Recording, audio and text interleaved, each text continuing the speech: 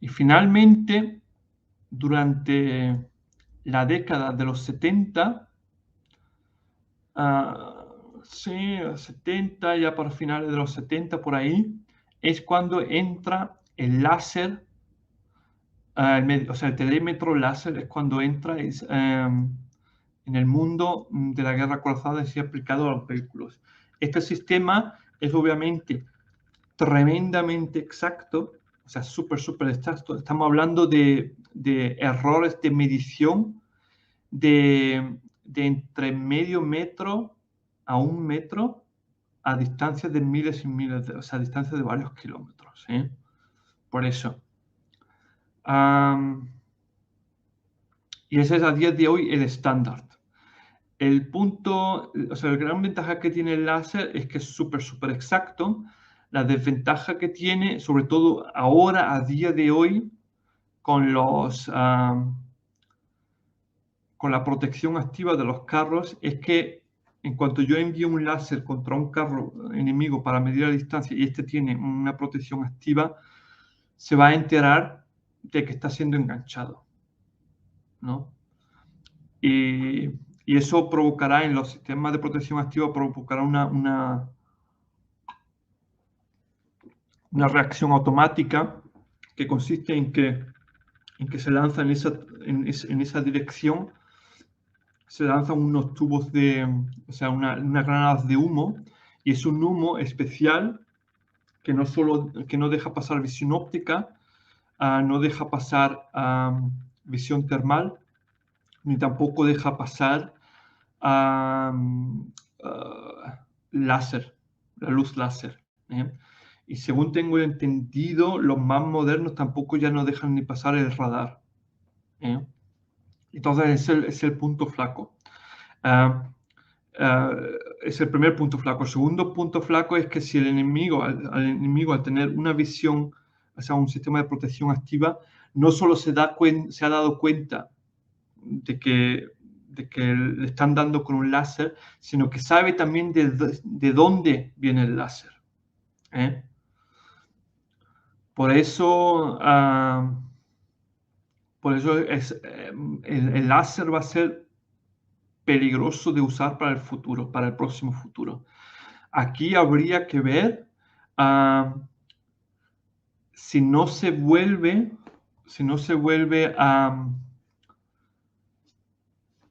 de vuelta a la creación de visores ópticos o de algún sistema óptico que puede medir la distancia exacta, pero sin generar emisiones y por lo tanto sin llamar así la atención, ¿no?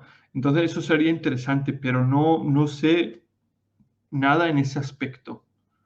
Pero yo me imagino que alguna que otra persona estará pensando en cómo crear algún visor óptico o algún sistema de medición de distancias exacto que, que permite medir distancias sin llamar la atención, sin emitir. Por eso, para así permanecer oculto más tiempo ante una protección activa de otro carro de combate. Aquí lo curioso es que el primer carro de combate de la historia militar que tenía un medidor de distancias láser ya de serie era de hecho el SK-105 Cuirassier. Este fue el primero de todos, ¿vale? Ese aspecto era un hito, ¿vale? Y luego ya en los carros modernos, los medidores láser están incluidos, suelen estar integrados en los visores modernos, o sea, exactamente aquí dentro. Aquí, en este visor, si no me equivoco, este es obviamente el visor termal, lo ves por ese color distinto, porque el cristal de un visor termal tiene un color un poquito distinto, y es sensible, o sea, a nosotros se nos prohibía en el Leopard 2 A4 coger coger un trapo o algo así para limpiarlo, no se permitía, o sea, los manuales decían limpiarlo solo echándole agua con una manguera. Bajo ningún concepto usar un trapo o algo así, porque eso podía arañar esa superficie. Y aquí vemos el visor termal y luego aquí arriba o abajo, ya no me acuerdo, uno era el medidor láser y el otro era el visor óptico. Pero ¿qué es eso? Los visores ópticos, perdón, el medidor láser ya está integrado en los visores modernos de carros de combate. Da igual de qué nación vengan. Y luego también se ha visto medidores láser que han sido usados para modernizar carros antiguos. En esta imagen vemos un T62M, y aquí le han colocado en este cajón un medidor láser, ¿vale? T62M fue un carro que cuando entró en servicio no tenía ningún tipo de calculador balístico ni nada, solo tenía su visor, medía las distancias con ese visor, apuntabas y disparabas y ya está, no había nada. No había nada más. Aquí ya con el T62M introdujeron un calculador balístico con varios sensores más y todas esas cosas, y también introdujeron un medidor láser que está interconectado con el sistema de tiro del T62M.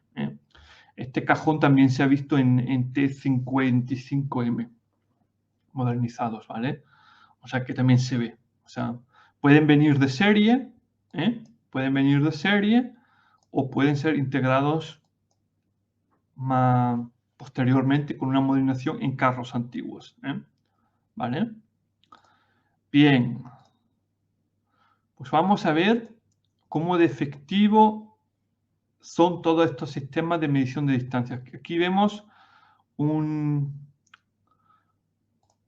artículo, o sea, esto es un artículo de mi blog, que lo he sacado de mi blog, ¿vale?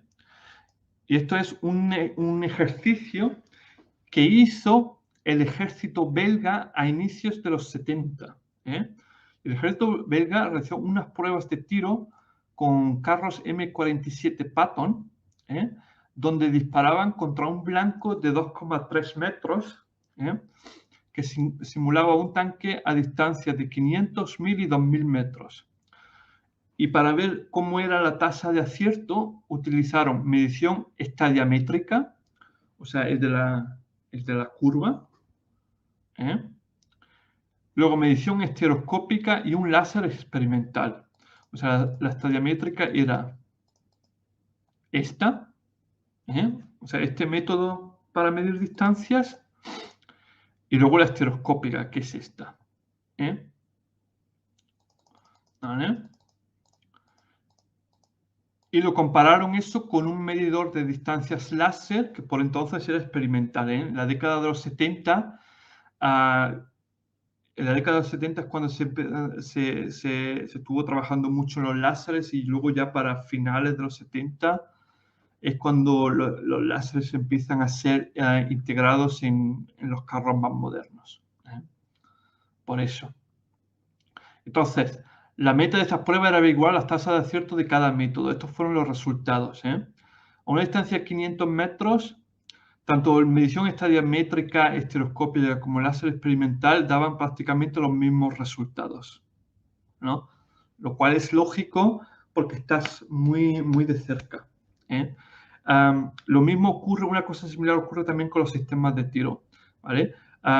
Si yo estoy disparando contra un blanco que está muy cerca, y encima estoy disparando estando estático, o el blanco está estático, un sistema de tiro antiguo es igual de bueno que uno súper moderno.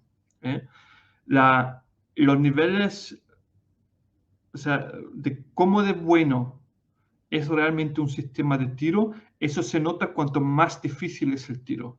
En los tiros fáciles apenas aportan ventaja comparado con sistemas de tiro más antiguos. Es cuando tienes que realizar tiros muy difíciles a larga distancia y todas esas cosas, donde realmente donde realmente las diferencias cuando realmente entran en juego. Entonces vemos aquí en este ejemplo que luego ya pasamos a 1000 metros de distancia y ya vemos cómo la diferencia en la exactitud de estos distintos métodos para medir distancia empieza a entrar en juego, ¿no? Entonces, el láser experimental te sigue dando 86%. El medidor estereoscópico ya solo te da un 70% tasa de acierto. Y el estadiométrico un 35%. Significa solo cada tercer disparo da en el blanco. Y luego ya a 2000 metros el láser experimental te sigue dando 34% tasa de acierto. El estereoscópico ya solo te da 14% y el estadiométrico solo un 4%. O sea, estadiométrico a 2000 metros prácticamente ya no te sirve. Efectivamente, como pone aquí, como podemos ver, hasta los 500 metros todos los métodos son igual de buenos, pero cuando más lejos está el blanco, más se disparan los resultados de las tasas de acierto, siendo, por ejemplo, el láser 8,5 veces mejor que la medición estadiométrica.